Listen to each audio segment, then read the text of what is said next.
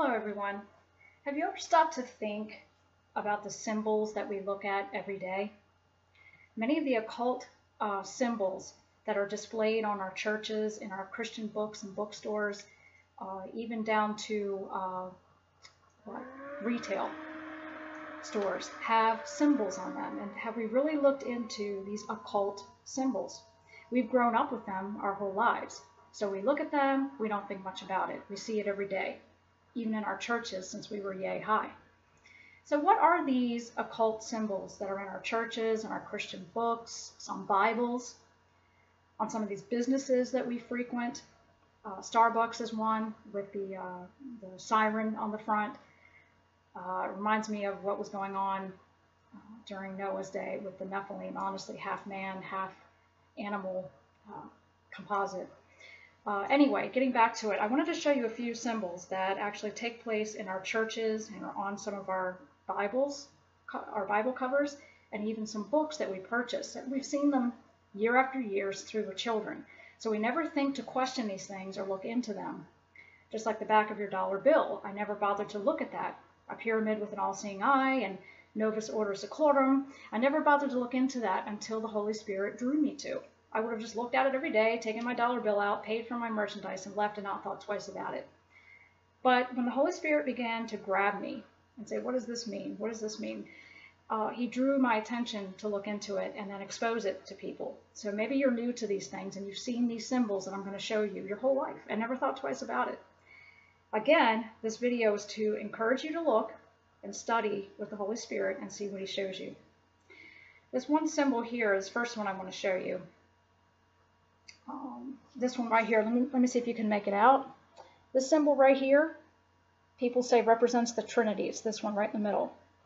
I even have an old Bible that had this on it. And believe me, it's not godly. All right, let me turn back here. There's another famous symbol that many of you have seen, I'm sure. I have seen books that have this symbol on it. If you notice that, the cross going through the crown, that came up when I typed into Google occult Christian symbology. And I had to add the word Christian to it. There's nothing Christian about it, but I had to add that to it so it would bring up the images I wanted to show you.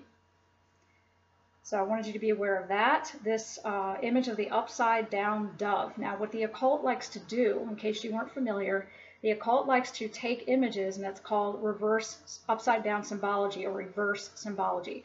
Many of you have seen that picture, I'm sure, of the Pope sitting in a concrete chair with an upside down cross engraved into it. Anything that has a reverse, a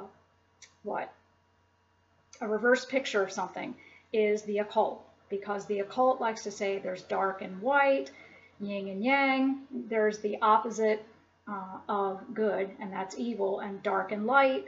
They're very big on that. That's why if you go into a Freemasonic lodge, their floor is checkered black and white. Everything with them is either good or bad. As above, so below. So anything you see that's upside down has an occult symbology. And when I came across this image that was printed in a Catholic church, and you'll see this even in Protestant books and Bibles and Christian bookstores, remember, the Protestant churches are the harlot daughters of the whore of Babylon, Revelation 17. So why aren't we going to be, and it's no wonder that the churches are going to be an offshoot of the harlot mother. If you go to the Vatican, Vatican City, engraved in concrete, it says the mother church, the mother church of all churches. It's like you're reading something taken directly out of the book of Revelation. I encourage you to look that up. It's an engraved picture in concrete on the outside of the Vatican that says Mother Church of the whole world. So I'm sure you're familiar with this symbology here. This is very prevalent in stained glass windows, both in Protestant churches and in Catholic churches and on books. This is strictly a Catholic image. I could show you a Protestant image soon. But many Protestant churches have this upside down dove. Now the dove represents peace or the Holy Spirit. And if you notice this pyramid up here with the eye symbol usually that comes down, and that's Egyptian. And here you have that golden cup of abomination and Knights Templar symbol. So there's a lot to look into here, and many people would walk into a church and they would see this symbology and not think twice about it. Oh, it's just the stuff I've looked at my whole life, and not give it much thought. So anything with reverse symbology on it is definitely of the enemy. It's definitely of the occult. So if you look into this, there are many, many websites that will delve deeply into this. Christian occult symbols. I encourage you to look into that. Again, the occult is also part of the craft. And in the book of Daniel, Daniel said, prophesying through the Lord, that he, meaning the man of sin, that little horn of Daniel, would cause the craft to prosper in his hand. That's the occult, sorcery. In the book of Revelation, it says that she is perfected, that she's full of sorceries and the habitation of every unclean spirit. So when you look at the Vatican, think of these things. According to Daniel Revelation, they practice the craft, which is, it can come through Freemasonry, it can be practiced as literal occult, and you've also got the sorceries. And the Lord said, all those who practice the magic art and sorceries will not inherit the kingdom of heaven. They will be outside and the door will be closed shut. The occult portrays Satan as our light, that he's helping mankind.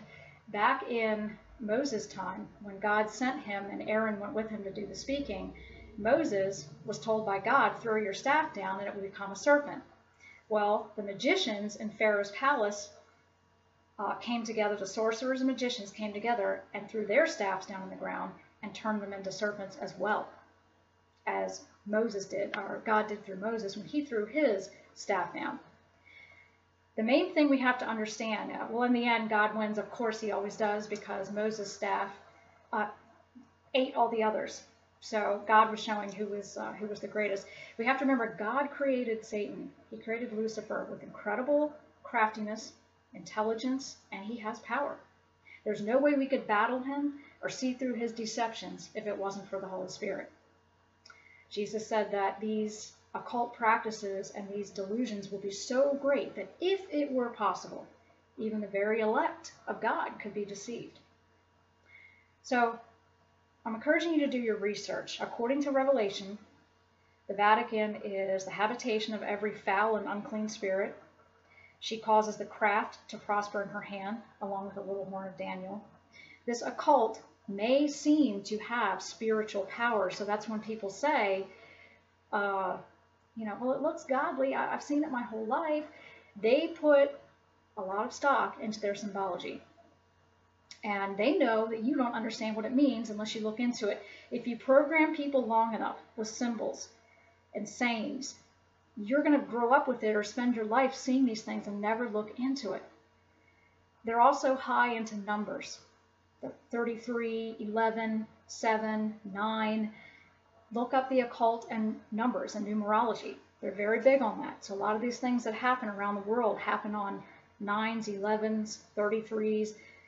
Pay attention to this, okay? But the Vatican appears to have a godly outward appearance, but denies the power thereof. And I'm not just accusing the Catholic Church of having this reverse symbology or these occult symbols. The Protestant Church is full of them. Why? Because they are the harlot daughters of the whore of Babylon, Revelation 17. So if you're new to this, I hope that this brings something different to your mind, plants a seed for you to look into these things. But we need to keep warning people what's out there. These symbols you see, they're not innocent. They mean something to those who practice the craft. God bless you.